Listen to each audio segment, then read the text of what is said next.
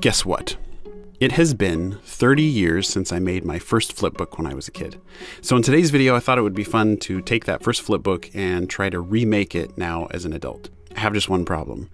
It's packed away somewhere in my storage unit, which is 100 miles away. So let's go see if we can find it.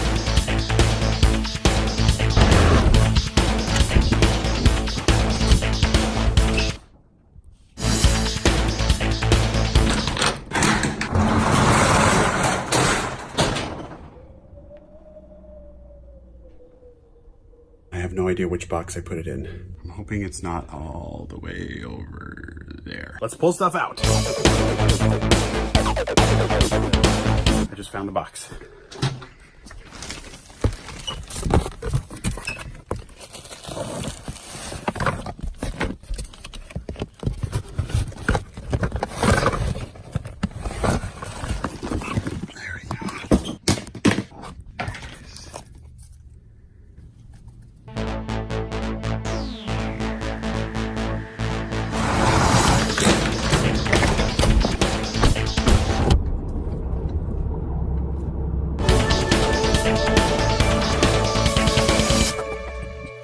Ta-da!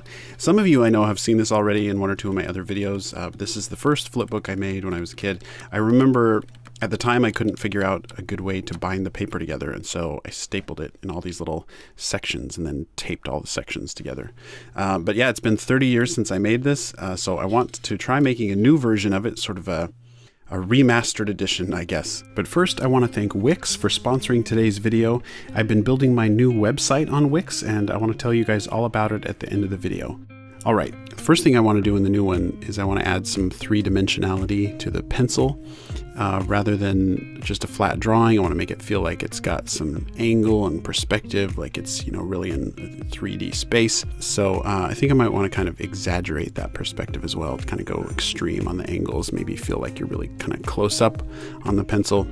This might be tricky, actually. I want the pencil to start to feel like it's coming down from the camera toward the paper, but I need to make sure it follows the same perspective lines, and I think that should work.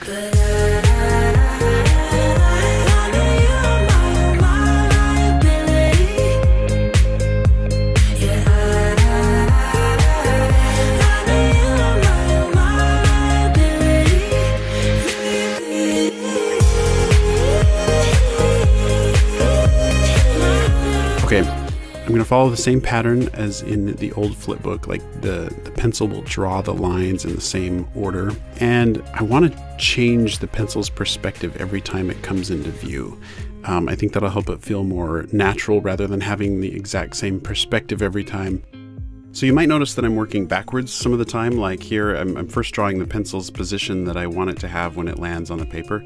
And then I'm working in backwards order, drawing the frames leading up to that point. And that's because I want to hit that exact point. So it's easier sometimes to start with your end drawing first and then work your way towards it.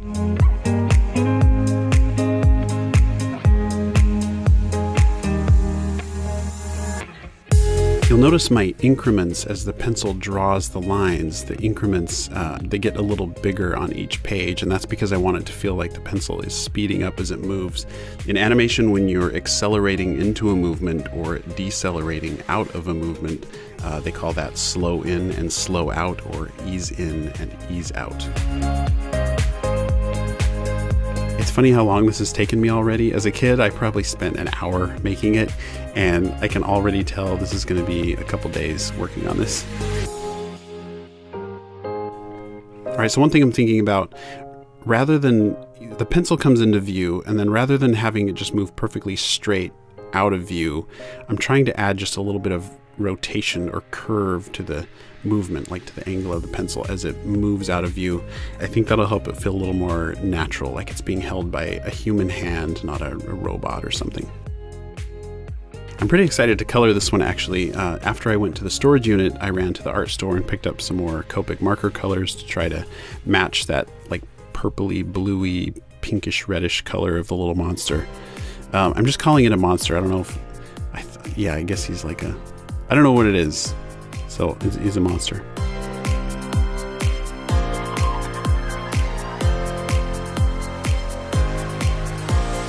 I like to test out my colors beforehand to make sure I like it before I dive in and just start coloring the flipbook. So I test out, different colors and shading just to make sure it looks the way I want it to.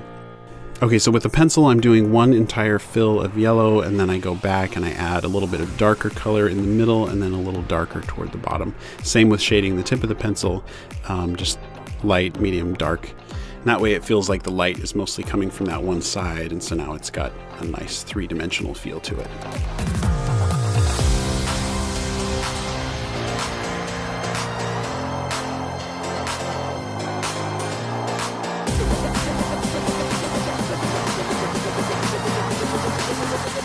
Okay, now the eye.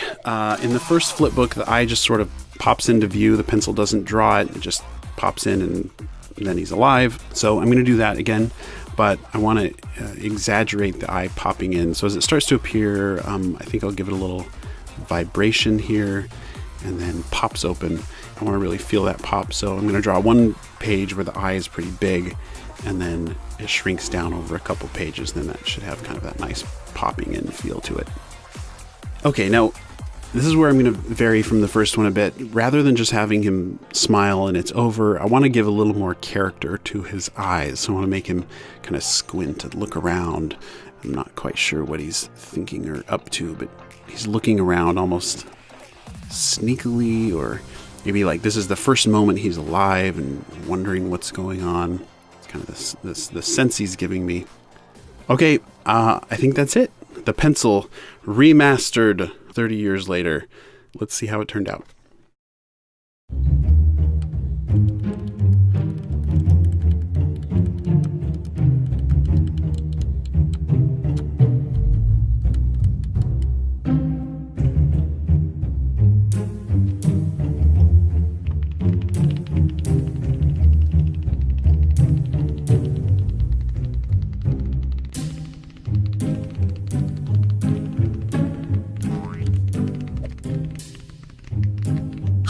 Ow! What the heck?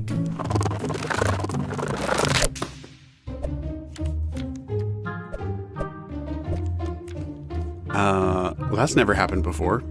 Thanks to Wix for sponsoring today's video. I just built my brand new website on Wix. It's at andymation.shop, and I built a section of the site just for you guys where you can submit your flipbooks and animations, so I'm really excited about that. Setting up my site on Wix was great. It walked me through a series of questions and then suggested the perfect templates. And I know it sounds funny, but there was this one tiny little feature that just totally won me over.